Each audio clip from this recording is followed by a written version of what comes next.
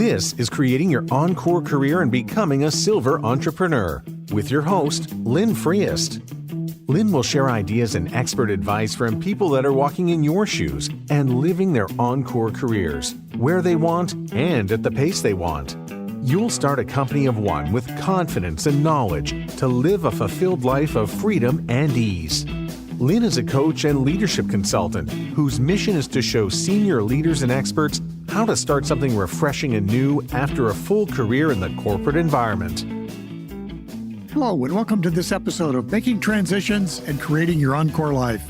This is where you can learn to do what you love, when you want, and where you want. You can create and live your dream. And if you're ready to get started today, please contact me at lynn@lynnfreest.com.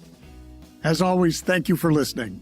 This is episode 223, and this is Transitioning Gracefully, notes from 2 pre- and post-retirement surveys. So I want to share some results of these 2 surveys that I have found, and they're interesting because they compare how people in retirement think about some of these questions versus how the people who are planning to retire think about them.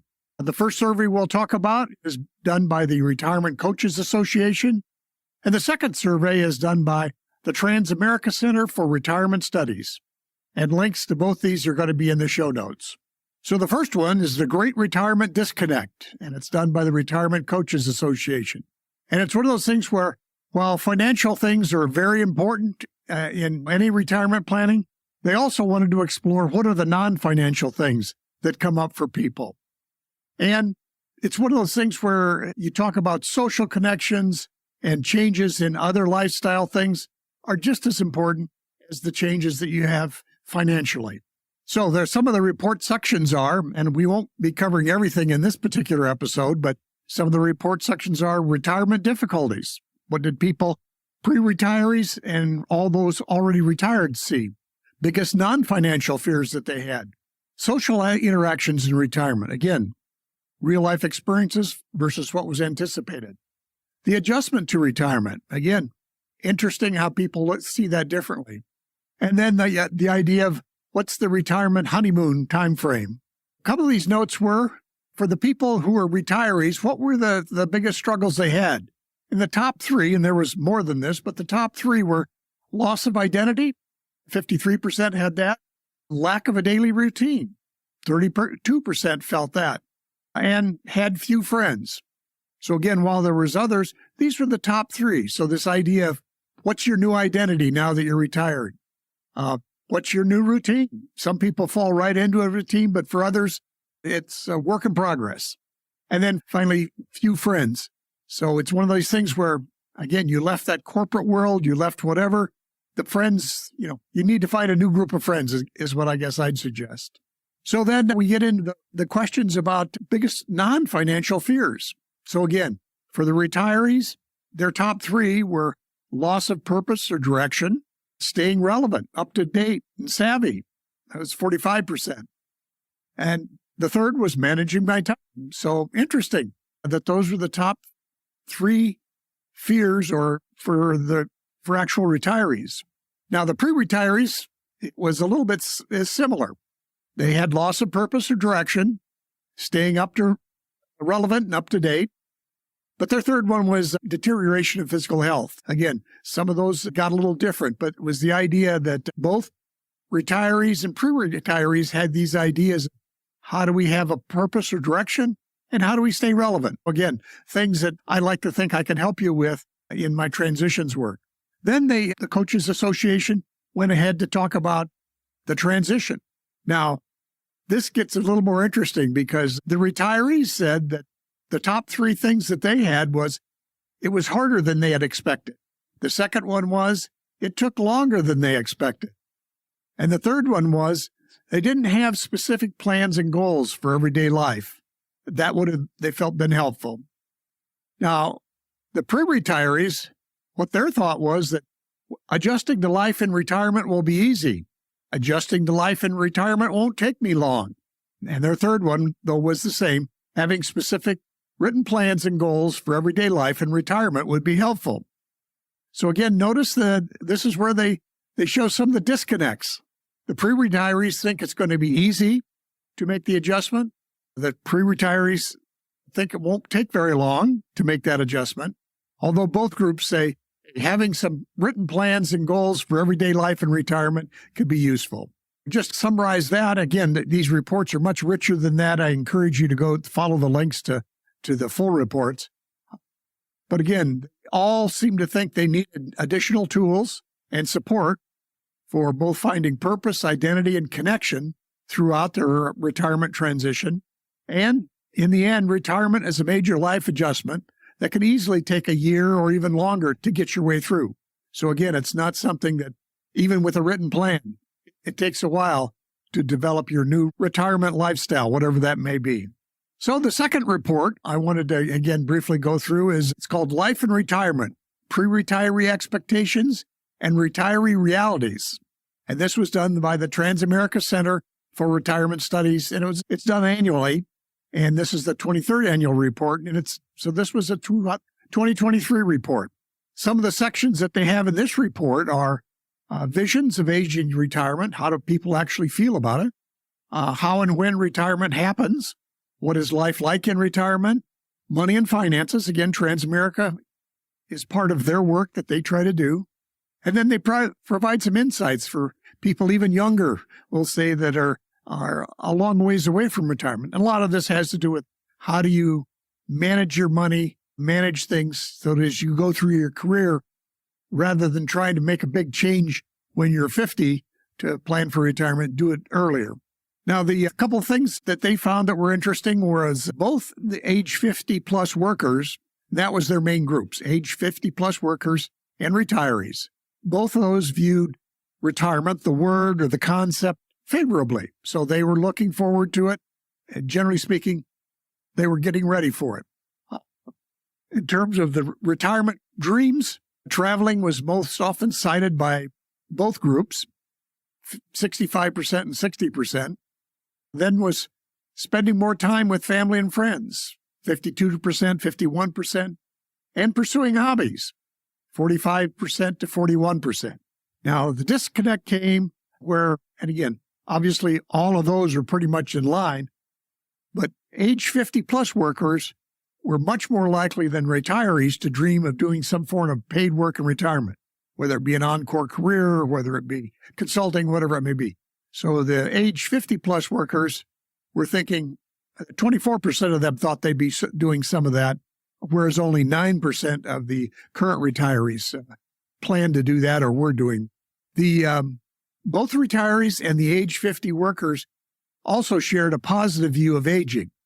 In other words, they weren't afraid of it or whatever. They had a strong sense of both 80 and 77%. So they all had a positive view of getting older. They weren't, again, denying it or avoiding it or whatever. They thought it was a positive thing. And they also felt they had a purpose in life. Now, interestingly, as you think on the questions we had on that earlier survey, that was one of the questions that people wondered about was, do they have a strong sense of purpose? Different surveys come up with, they may ask different questions, but they have a little different thing come up. Another interesting piece was in the Transamerica study, they asked people, when do you plan to retire? How long do you plan to live? And both the workers and the retirees expect to live to an older age. Workers expect to retire at about 67, whereas the actual retirees, they retired at about 62. So it's about 5 years longer that the people still working expect to retire. But even of those, 2 and 3 think they won't retire until after age 65. And quite frankly, there was 19% that said they don't plan to retire. Now, that may be wishful thinking or denial on their part that they're, quote, going to go through some sort of retirement. But on the other hand, if they're small business owners, things like that, that is a possibility. And then both the age 50 workers and the retirees plan to live long lives. The 50 plus workers plan to live to be 89. The retirees plan to age 90. That's basically the medians. And 11% of the age 50 plus working retirees are planning to live to be an age of 100 or more. So many of that is interesting because all of that, in both cases, retiring in the 60s, living up into the 90s, that's a long time. So they do recognize that's there. Now, as the Transamerica survey is, they have a whole series of questions, financial questions.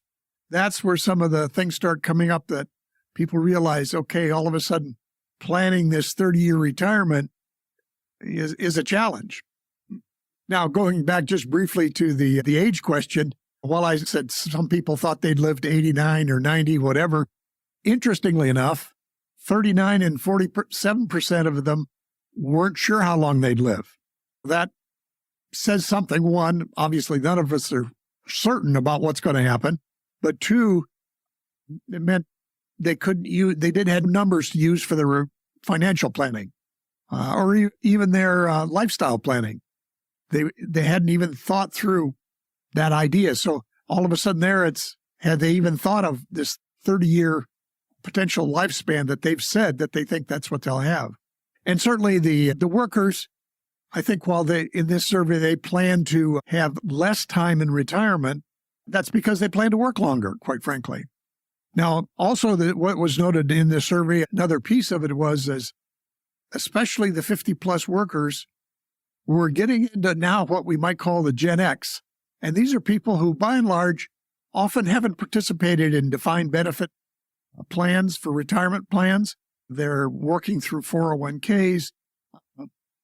They have most of them have some uncertainty about how much Social Security will be there for them in the future. So they recognize that some of these things are quite unknown. Then I think the ones that have actually said this could go for 30 years, they recognize, having just come out of the pandemic, having seen a recession in 2008, they're going to go through some business cycles over the next 25, 30 years. And so then again, that lends some uncertainty. But of course, that doesn't mean that 30 years will be all bust cycles. So there are going to be some boom cycles in there. But again, how do you manage that when you know you're going to go through several business cycles during what is technically termed your retirement or your encore life years? So I just encourage you to look at more details in these studies. I would say that what's interesting to me, and as a quote retiree or in my encore life, yeah, I'm pretty positive about things. Not that I don't recognize that there's challenges in front of me. I do need to, how do I manage that money for another 20 plus years? And I can fully appreciate that people are in their 50s. They're probably often in your 50s, you become a little less dissatisfied if your work has become routine or whatever it may be. So you're looking for something new, and retirement always in the past, sounded like a great thing to be and aspire to. But there's more to maybe that next phase of life, your encore life, than just saying, I'm going to retire and travel and spend time with the grandkids. That may be it, and maybe that's quite fulfilling to you. But it's one of those things you can probably think of a variety of ways. So once again, I encourage you to look at the studies. I'll be doing more information about transitions in the podcast, as well as other possibility things. I mentioned in a previous podcast that Mike Kim has a webinar coming up on how to create 9 streams of income. And that's, again, something you don't have to commit to doing this yourself, but I think it's good to hear what's possible. What are the things you could be doing in your encore life? So with an encore life, you can create value in the world beyond just winning that next pickleball game or taking that next cruise. You can do the work you love when you want, where you want, and you can live your dream. If you're ready to get started today, please contact me at lynn@lynnfrias.com. Or head over to lynnfrias.com. You can listen to a few podcasts and get on the email list. So, talk to you soon.